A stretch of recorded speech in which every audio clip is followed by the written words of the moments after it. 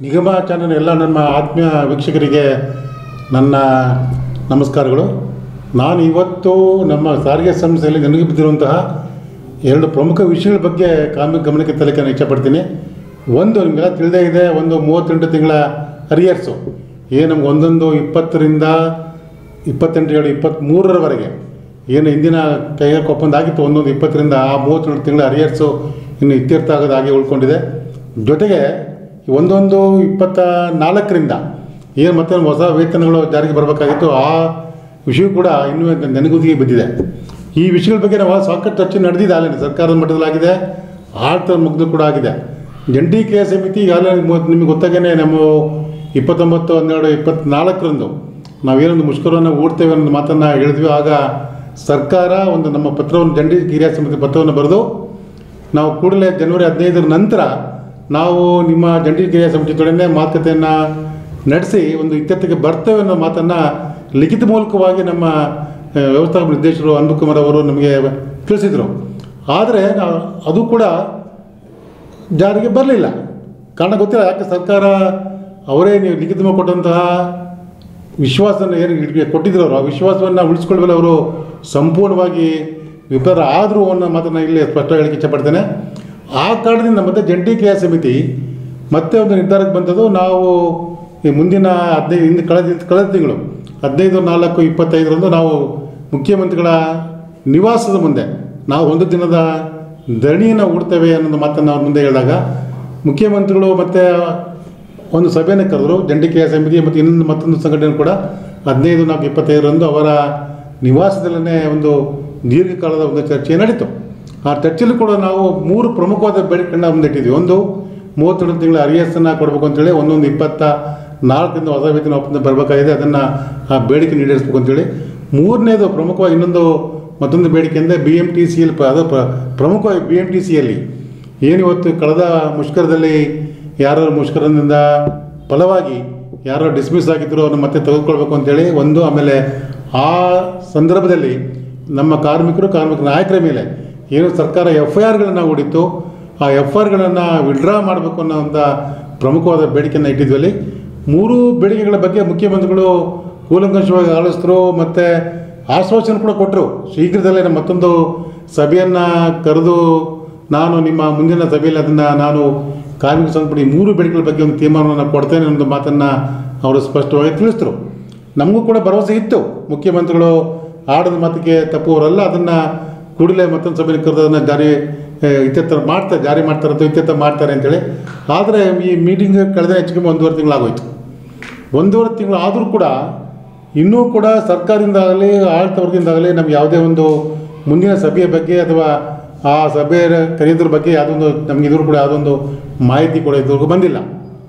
ಈ ಇತ್ತೀಚೆಗೆ ಕೆಲವು ಮಾಧ್ಯಮಗಳಲ್ಲಿ ನಮ್ಮ ಮಾನ್ಯ ಸಾರಿಗೆ ಮಂತ್ರಿಗಳು ಹಾಗಾಗಿ ಹೇಳ್ತಾ ಇದ್ದಾರೆ, ನಮ್ಮ KSRTC MD ಅವರು ದೀರ್ಘಕಾಲದ ರಜೆ ಮೇಲೆ ಹೋಗಿದ್ದಾರೆ, ಅವರು ರಜೆಯಿಂದ ಬಂದ ಕೂಡಲೇ ನಾವು ಮುಖ್ಯಮಂತ್ರಿಗಳನ್ನ ಒಂದು ಇದನ್ನು ಚರ್ಚೆಯನ್ನು ಮಾತುಕತೆಗೆ ಇದನ್ನು ಏರ್ಪಾಡು ಮಾಡ್ತೇನೆ ಅನ್ನೋದು ಮಾತನ್ನು ಹೇಳಿದ್ರು. ಅದು ಕೂಡ ಅವರು ಕೂಡ ಮಾತು ಕೂಡ ಇನ್ನೂ ಕೂಡ ಜಾರಿಗೆ ಬಂದಿಲ್ಲ. ಇಲ್ಲಿ ನಾನು ಸ್ಪಷ್ಟ ಒಂದು ಮಾತು ಹೇಳೋದಂದರೆ, ಆಡಳಿತ ವರ್ಗ ಆಗಲಿ ಅಥವಾ ಸರ್ಕಾರ ಆಗಲಿ ಅವ್ರು ಏನು ಮಾತುಗಳನ್ನ ಆಡ್ತಾರೆ ಅಥವಾ ಏನು ಆಶ್ವಾಸನೆ ಕೊಡ್ತಾರೆ, ಆ ಮಾತುಗಳಿಗೆ ಅವರು ಬದ್ಧತೆ ಇಲ್ಲ ಅನ್ನೋದು ಎದ್ದು ಕಾಣ್ತಾ ಇದೆ. ಯಾಕೆ ಕಾರಣ ಗೊತ್ತಿಲ್ಲ, ಯಾಕೆಂದರೆ ಅದನ್ನು ಅವರು 38 ತಿಂಗಳ ಅರಿಯರ್ಸಲ್ಲಿ ತಪ್ಪಿಸ್ಕೊಳ್ಳೋ ಸಾಧ್ಯತೆ ಇಲ್ಲ. 1958ರಿಂದ ಇದೇ ಮೊದಲ ಬಾರಿಗೆ ಅರಿಯರ್ಸ್ ಕೊಡದೇ ಇರುವಂಥ ಇದು ನಿದರ್ಶನ ಬಂದಿರೋದು ಇದೇ ಮೊದಲ ಬಾರಿಗೆ. ಕಳೆದ ಕೂಡ ನಮ್ಮ ಮುಖ್ಯಮಂತ್ರಿಗಳ ಸಭೆ ನಡೆದಾಗ ಅದನ್ನು ಸ್ಪಷ್ಟವಾಗಿ ನಾವು ಕೂಡ ಹೇಳಿದ್ವಿ ಮುಖ್ಯಮಂತ್ರಿಗಳಿಗೆ.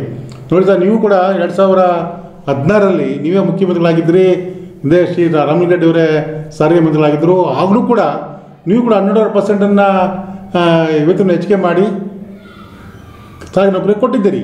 ಆ ಸಂದರ್ಭದಲ್ಲೂ ಕೂಡ ನೀವು ಅರಿಯರ್ಸನ್ನು ಯಾವತ್ತದನ್ನು ನೀವು ನಿರಾಕರಣೆ ಮಾಡಿರಲಿಲ್ಲ, ಅರಿಯರ್ಸನ್ನು ಕೊಟ್ಟಿದ್ರಿ. ಆದ್ರೆ ಹಿಂದೂ ಕೂಡ ಶೆಟ್ಟರ್ದು ಕೂಡ ಅವ್ರು ಕೂಡ ಕೊಟ್ಕೊಂಡ್ಬಂದಿದ್ದಾರೆ.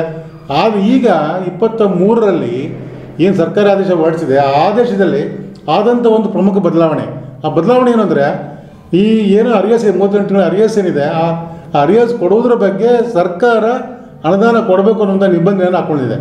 ಆ ನಿಬಂಧನೆ ಪ್ರಕಾರ ಸರ್ಕಾರ ಆ ಅರಿಯಾಸ್ ಬಗ್ಗೆ ಕೆಲವು ಅನುದಾನವನ್ನು ಕೊಡಲೇಬೇಕು, ಅದನ್ನು ಕೊಡೋದಕ್ಕೆ ಅದು ನಿರಾಕರಣೆ ಮಾಡೋಕ್ಕೆ ಸಾಧ್ಯನೇ ಇಲ್ಲ. ಆದರೆ ಅದೊಂದು ಸ್ಪಷ್ಟವಾಗಿ ಅದನ್ನು ಹೇಳ್ತಾ ಇಲ್ಲ ಸರ್ಕಾರ. ಆಯಿತು ಇಂತಿಷ್ಟು ಅನುದಾನವನ್ನು ಕೊಡ್ತೇನೆ, ಬಿಡುಗಡೆ ಮಾಡ್ತೇನೆ, ಅದ್ರ ಬಗ್ಗೆ ನೀವು ಚರ್ಚೆ ಮಾಡಿದ ಆ ಚರ್ಚೆ ಮಾಡೋದ್ರ ಬಗ್ಗೆ ಸರ್ಕಾರ ಇವತ್ತು ಮುಂದಕ್ಕೆ ಬರ್ತಾ ಇಲ್ಲ, ಅಥವಾ ಆಳ್ತವ್ರಿಗೂ ಕೂಡ ಅದ್ರ ಬಗ್ಗೆ ಯಾವುದೋ ಚಕಾರವನ್ನು ಎತ್ತಾ ಇಲ್ಲ. ಯಾವುದು ಆಳ್ತವ್ರಿಗೆ ಕೇಳಿದ್ರೆ ಅದನ್ನು ಸರ್ಕಾರದ ಮಟ್ಟದ ತೀರ್ಮಾನ ಆಗಬೇಕು, ಸರ್ಕಾರದ ಜವಾಬ್ದಾರಿ ಅದು. ಸರ್ಕಾರದನ್ನು ಕೊಟ್ಟರೆ ನಾವು ಮ್ಯಾನೇಜ್ಮೆಂಟ್ ಕೊಡ್ತೇವೆ, ಮ್ಯಾನೇಜ್ಮೆಂಟಲ್ಲಿ ಆರ್ಥಿಕ ಪರಿಸ್ಥಿತಿ ಚೆನ್ನಾಗಿಲ್ಲ, ಬರೀ ಇದೇ ಕುಂಟು ನೆಪಗಳನ್ನು ಆಡಳಿತ ವರ್ಗ ಹೇಳ್ಕೊಂಡು ಬರ್ತಾ ಇದೆ. ಈ ಕುಂಟು ನೆಪಗಳನ್ನು ಒಪ್ಪಲಿಕ್ಕೆ ನಾವು ಸಾಧ್ಯ ಇಲ್ಲ, ನಮಗೆ ಸಾಧ್ಯವೂ ಇಲ್ಲ, ನಾವು ಅದನ್ನು ಒಪ್ಪೋದು ಇಲ್ಲ. ಯಾಕೆಂದರೆ ಅದು ಕಾರ್ಮಿಕರು ದುಡಿಮೆಗೆ ಬಂದಂತಹ ದುಡಿಮೆಗೆ ಕೊಡಬೇಕಾದಂಥ ಒಂದು ಅರಿಯಸೋದು ಸಂಬಳ. ಆ ಸಂಬಳವನ್ನು ನಿರಾಕರಣೆ ಮಾಡೋದಕ್ಕೆ ಯಾವುದೇ ರೀತಿಯಲ್ಲಿ ಸರ್ಕಾರಕ್ಕಾಗಲಿ ಅಥವಾ ಆಡಳಿತ ವರ್ಗಕ್ಕಾಗಿ ಇಲ್ಲ. ಆದ್ದರಿಂದ ನಾವು 38 ತಿಂಗಳ ಅರಿಯಸನ್ನು ಕೊಟ್ಟೇ ಕೊಡಬೇಕಾಗದಂಥ ಮಾತನ್ನು ಇಲ್ಲಿ ಸ್ಪಷ್ಟವಾಗಿ ಹೇಳ್ತೇನೆ. ಸರ್ಕಾರವು ಕೂಡ ಈ ನಿಗಮದ ಟಿ ವಿ ಮೂಲಕ ನಾನು ಒತ್ತಾಯ ಮಾಡ್ತೇನೆ. ಯಾವುದೇ ಕಾರಣಕ್ಕೂ ಆ ಒಂದು 38 ತಿಂಗಳ ಅರಿಯಸ್ ಬಿಟ್ಕೊಳ್ಳಿಕ್ಕೆ ನಮ್ಮ ಜಂಟಿ ಕ್ರಿಯಾ ಸಮಿತಿ ಸುತಾರಾಮ್ ಸಿದ್ಧವಿಲ್ಲ ಅನ್ನೋಂಥ ಮಾತನ್ನು ಇವತ್ತು ಆಡಳಿತ ವರ್ಗಕ್ಕೆ ಸರ್ಕಾರಕ್ಕೆ ಸ್ಪಷ್ಟವಾಗಿ ಒಂದು ಹೇಳ್ತೇನೆ. ಅದೇ ರೀತಿ 24ರ ವೇತನ ಒಪ್ಪಂದ ಕೂಡ ಅದು ಕೂಡ ಇವತ್ತು ಚರ್ಚೆಯಿಂದ ಮಾಡ್ತೇವೆ ಅಂತ ಹೇಳ್ತಾರೆ, ಮಾತುಕತೆ ಆಗುತ್ತೆ, ಆದರೆ ಅದ್ರ ಬಗ್ಗೆ ಕ್ರಮಬದ್ಧವಾಗಿ ಒಂದು ಚರ್ಚೆ ಆಗ್ತಾಯಿಲ್ಲ. ಸರ್ಕಾರ ಮುಂದಕ್ಕೆ ಬರಬೇಕಾಗತ್ತೆ. ಏನೋ ನಾವು ಹೌದಪ್ಪ ನೀವು ಇಂಥ ಬೇಡಿಕೆನ ಇಟ್ಟಿದ್ದೀರಿ, ಈ ಬೇಡಿಕೆ ಬಗ್ಗೆ ನಮ್ಮ ತೀರ್ಮಾನ ಈ ಥರ ಇದೆ, ನಮ್ಮ ಅನಿಸಿಕೆ ಈ ಥರ ಇದೆ, ನಾವು ಇಟ್ಕೊಳ್ಳಿಕ್ಕೆ ಸಾಧ್ಯತೆ ಇದೆ ಅಥವಾ ಇಲ್ಲ ಅನ್ನೋ ಮಾತನ್ನು ಅವ್ರು ಹೇಳಬೇಕಲ್ಲ ಸ್ಪಷ್ಟವಾಗಿ. ಅದನ್ನು ಹೇಳಲಿಕ್ಕೆ ಯಾವುದಕ್ಕೆ ಅವರಿಗೆ ಸಂಕಷ್ಟ ಅಥವಾ ಕಷ್ಟ ಏನು ಗೊತ್ತಾಗ್ತಿಲ್ಲ. ಅಂದರೆ 24 ಗಂಟೆ ದುಡಿಯುವ ಸಾರಿಗೆ ನೌಕರರ ಬಗ್ಗೆ ಸರ್ಕಾರಕ್ಕೆ ಇಷ್ಟು ಕಾಳಜಿ ಬಿಡುವ. ಜಂಟಿ ಕ್ರಿಯಾ ಸಮಿತಿ ಇವತ್ತು ಮತ್ತೆ ನಾವು ಸಭೆ ಸೇರ್ತವೆ, ಸಭೆ ಸೇರಿ ಒಂದು ಸ್ಪಷ್ಟವಾದ ನಿರ್ಧಾರಕ್ಕೆ ಬರ್ತವೆ. ಇದೇ ರೀತಿ ಸರ್ಕಾರ ಆಗಲಿ ಆಡಳಿತ ವರ್ಗ ಆಗಲಿ ಕುಂಟು ನೆಪನೆ ಹೇಳ್ತಾ ಅಥವಾ ಸಭೆಯನ್ನು ಕರೀತೇವೆ, ಸಭೆಯನ್ನು ತಕ್ಷಣ ಕರೀತೇವೆ, ಅದನ್ನು ತೀರ್ಮಾನ ಮಾಡ್ತೇವೆ ಅಂತ ಮಾತನ್ನು ಪದೇ ಪದೇ ಹೇಳ್ತಾ ಹೋದರೆ ಕಾರ್ಮಿಕರ ಅವರೊಂದು ಸಹಿಷ್ಣುತೆ ಏನಿದೆ ಅದನ್ನು ಪ್ರಶ್ನೆ ಮಾಡುವಂತಹ ಇದು ಕಾಲ ಬರ್ತದೆ ಅನ್ನೋ ಕಾರಣವನ್ನು ಸ್ಪಷ್ಟವಾಗಿ ಹೇಳ್ತೇನೆ. ಯಾಕೆಂದರೆ ಕಾರ್ಮಿಕರು 24 ಗಂಟೆ ದುಡಿತಾರೆ. ಸಾರಿಗೆ ನೌಕರರ ಸಂಕಷ್ಟ ಬಹುಶಃ ಯಾವುದೇ ಕಾರ್ಖಾನೆ ನೌಕರರು ಇಲ್ಲ ಅಂತ ನಾನು ಮತ್ತೊಮ್ಮೆ ಹೇಳೋಕ್ಕೆ ಇಷ್ಟಪಡ್ತೇನೆ. ಅದು ಕೂಡ ಇವತ್ತು ಸರ್ಕಾರ ಸೆಪ್ಟೆಂಬರ್ ತಿಂಗಳನ್ನೇ ಸಾರಿಗೆ ಮಂತ್ರಿಗಳು ಅವರು ಸಭೆ ನಡೆದ ಪ್ರಗತಿಯಲ್ಲಿ ಆಗ ನಮ್ಮ MD ಅವರು ಹೇಳಿದ್ರು, ನಮ್ಮ ಸಾರಿಗೆ ಸಂಸ್ಥೆಯ ಏನು ನಮ್ಮ ದರ ಇದೆ ದರವನ್ನು ಏರಿಸಿದಾಗ ಕೂಡಲೇ ಅದರ ಬಗ್ಗೆ ನಾನು ಈ ವೇತನ ಜಾರಿ ಬಗ್ಗೆ ನಾನು ಮಾತುಕತೆಯನ್ನು ಆರಂಭ ಮಾಡೋಕ್ಕೆ ಸಾಧ್ಯತೆ ಆಗುತ್ತೆ ಅನ್ನೋಂಥ ಮಾತನ್ನು ಅವರು ಲಿಖಿತವಾಗಿ ಕೊಟ್ಟಿದ್ದಾರೆ, ಸಾರಿಗೆ ಮಂತ್ರಿಗಳು ಸಹಿ ಮಾಡಿಕೊಟ್ಟಿದ್ದಾರೆ. ಅದಕ್ಕೂ ಆದರೂ ಕೂಡ ಇವತ್ತು ಜನವರಿ ತಿಂಗಳಲ್ಲೇ ಇವತ್ತು ನಮ್ಮ ಸಾರಿಗೆ ದರಗಳೆಲ್ಲ ಹೆಚ್ಚಿಗೆ ಆಗಿದೆ, 15% ಹೆಚ್ಚಿಗೆ ಆಗಿದೆ. ಹೆಚ್ಚಿಗೆ ನಮಗೆ ಇವತ್ತು ನಮ್ಗೆ ಆದಾಯ ಇವತ್ತು ಎಲ್ಲ 4 ನಿಯಮಗಳಿಗೆ ಸಾಕಷ್ಟು ಆದಾಯ ಇವತ್ತು ಬರ್ತಾ ಇದೆ. ಆ ಆದಾಯ ಎಲ್ಲೋಗುತ್ತೆ? ಆ ಆದಾಯವನ್ನು ಗಳಿಸ್ಕೊಡೋರು ಯಾರು? ಸಾರಿಗೆ ನೌಕರರು ತಾನೇ. ಈ ಶಕ್ತಿ ಯೋಜನೆ ದುಡ್ಡು ಅದನ್ನು ತಂದು ಸರ್ಕಾರಕ್ಕೆ ಕೊಡೋರು ಯಾರು? ಈಗ ಸಾರಿಗೆ ಸಂಸ್ಥೆಗೆ ಕೊಡುವರು ಯಾರು? ನಮ್ಮ ಕಾರ್ಮಿಕರೇ. ಅವರು ದುಡ್ಡು ಕೊಟ್ಟಂಥ ಹಣವನ್ನು ಅದರ ಕೆಲವು ಭಾಗವನ್ನು ಮತ್ತು ಸಾರಿಗೆ ನೌಕರಿಗೆ ವಾಪಸ್ ಕೊಡಲಿಕ್ಕೆ ಯಾತಕ್ಕೆ ಇವರು ಹಿಂದಿರ್ತಾರೆ ಅಥವಾ ಯಾತಕ್ಕೆ ಅವ್ರಿಗೆ ಆ ಮನಸ್ಸು ಬರ್ತಾ ಇಲ್ಲ ಅನ್ನೋ ವಿಷಯ ನನಗೆ ಗೊತ್ತಾಗ್ತಾ ಇಲ್ಲ. ಕೇಳಬೇಕಾಗುತ್ತೆ ಸರ್ಕಾರ ಆಗಲಿ ಅಥವಾ ಮ್ಯಾನೇಜ್ಮೆಂಟ್ ಆಗಲಿ, ಸರ್ಕಾರ ನೌಕರರ ಕುಂದುಕೊರತೆಗಳ ಬಗ್ಗೆ, ಸಮಸ್ಯೆಗಳ ಬಗ್ಗೆ, ಅವರ ಸಂಕಷ್ಟಗಳ ಬಗ್ಗೆ ಇವತ್ತು ಅವರ ವೇತನಗಳು ಯಾವ ರೀತಿ ಇದೆ, ಸರ್ಕಾರಕ್ಕೆ ಹೋಲಿಸ್ಕೊಂಡಾಗ ಎಷ್ಟು ಕಡಿಮೆ ಇದೆ ಅಥವಾ ಇತರೆ ಇಲಾಖೆಗಳಿಗೆ ಹೋಲಿಸ್ಕೊಂಡು ಎಷ್ಟು ಕಡಿಮೆ ಇದೆ, ಇವತ್ತು ಜನಜೀವನ ನಡೆಸೋದಕ್ಕೆ ಎಷ್ಟು ಕಷ್ಟ ಆಗ್ತಾ ಇದೆ, ಇವತ್ತು ಬೆಲೆವಾಸಿಗಳು ಎಷ್ಟು ಜಾಸ್ತಿ ಆಗ್ತಾ ಇದೆ, ಇದೆಲ್ಲರ ಬಗ್ಗೆ ಅವರು ಸರ್ಕಾರ ಯೋಚನೆ ಮಾಡಬೇಕಲ್ವಾ? ಎಲ್ರಿಗೂ ಇದ್ದಾಗ ನಮಗೂ ಕಷ್ಟ ಎಷ್ಟು ಇದ್ದೇ ಇರುತ್ತೆ, ನಾವು ಜೀವನ ನಡೆಸ್ಬೇಕಲ್ಲ, ಸಾರಿಗೆ ನೌಕರು ಕೂಡ ಜೀವನ ನಡೆಸಬೇಕಾಗುತ್ತಲ್ವ? ಈ ವಿಷಯಲ್ಲೂ ಕೂಡ ಸರ್ಕಾರ ಇವತ್ತು ಯಾವುದೋ ಒಂದು ಸ್ಪಷ್ಟವಾದ ನಿರ್ಧಾರವನ್ನು ತೆಗೆದುಕೊಂಡು ಹೋದರೆ ಪ್ರಮುಖವಾಗಿ 32 ತಿಂಗಳ ಅರಿಯರ್ಸು ಮತ್ತು 24ರ ವೇತನ ಹೊಸ ವೇತನ ಜಾರಿಗೆ ಏನು ಬರಬೇಕಾಗಿದೆ, ಎರಡೂ ವಿಷಯಗಳ ಬಗ್ಗೆ ಆಡಳಿತ ವರ್ಗ ಮತ್ತು ಸರ್ಕಾರ ಕೂಡಲೇ ಒಂದು ನಿರ್ಧಾರಕ್ಕೆ ಬರೋದ ಪಕ್ಷದಲ್ಲಿ ಜಂಟಿ ಕ್ರಿಯಾ ಸಮಿತಿ ಕೂಡಲೇ ಒಂದು ನಿರ್ಧಾರಕ್ಕೆ ಬರಬೇಕಾಗುತ್ತೆ ಅನ್ನೋ ಮಾತನ್ನಲ್ಲಿ ನಾನು ಸ್ಪಷ್ಟವಾಗಿ ಹೇಳಲಿಕ್ಕೆ ಇಚ್ಛೆಪಡ್ತೇನೆ. ಕಾರ್ಮಿಕರೇ, ನಾನು ಕೊನೆಯ ಮಾತಲ್ಲಿ ಹೇಳಬೇಕು ಅಂದರೆ ಜಂಟಿ ಕ್ರಿಯಾ ಸಮಿತಿ ಪ್ರಾಮಾಣಿಕವಾಗಿ ಕಟಿಬದ್ಧವಾಗಿ ಇವತ್ತು ಸಾರಿಗೆ ನೌಕರರ ಏನು 2 ಬೇಡಿಕೆಗಳ ಬಗ್ಗೆ ಇದೆ ಅದ್ರ ಬಗ್ಗೆ ನಿಷ್ಠಾವಂತವಾಗಿ ಕೆಲಸವನ್ನು ಮಾಡ್ಕೊಂಡು ಬರ್ತಾನೆ ಇದೆ, ಮುಂದೆಯೂ ಕೂಡ ಮಾಡುತ್ತೆ. ಅದ್ರ ಬಗ್ಗೆ ಯಾವುದೇ ರೀತಿಯ ಅನುಮಾನಗಳನ್ನು ಇಟ್ಕೊಳ್ಳೋದು ಅಗತ್ಯ ಇಲ್ಲ. ಯಾಕಂದರೆ ನೀವು ಆಗದೇ ಇರುವಂಥ ಬೇಡಿಕೆಗಳನ್ನಿಟ್ಟು ಅಥವಾ ಕಾರ್ಮಿಕನ ದಿಕ್ಕು ತಪ್ಪಿಸುವಂಥ ಏನು ಇದು ಪ್ರಮೇಯ ನಾವು ಮಾಡ್ತಾಯಿಲ್ಲ. ಅಂಥ ದಿಕ್ಕು ತಪ್ಪಿಸುವಂಥ ಏನಿದೆ ಮಾತುಗಳಿಗೆ ಅಥವಾ ಏನು ಆ ಒಂದು ನಮರಾಟಕ್ಕೆ ನೀವು ಕಿವಿ ಕೊಡಬೇಡಿ ಅಥವಾ ಆಲಿಸಬೇಡಿ, ಅದಕ್ಕೆ ಗಮನವೂ ಕೊಡಬೇಡಿ ನಾನು ಹೇಳಿಕೆ ಹೆಚ್ಚಿಗೆ ಇಷ್ಟಪಡ್ತೀನಿ. ಮತ್ತು ಕೊನೆಯಲ್ಲಿ ಮಾತಾಡೋದಾದರೆ ಕೂಡಲೇ ನಾವು ಜಂಡಿಕೆ ಸಮಿತಿ ಒಂದೆರಡು ದಿನಗಳ ಸಭೆ ಸೇರಿ ನಮ್ಮ ಈ ಬೇರ್ಗಳ ಬಗ್ಗೆ ಒಂದು ತೀರ್ಮಾನಕ್ಕೆ ಬರ್ತೇವೆ.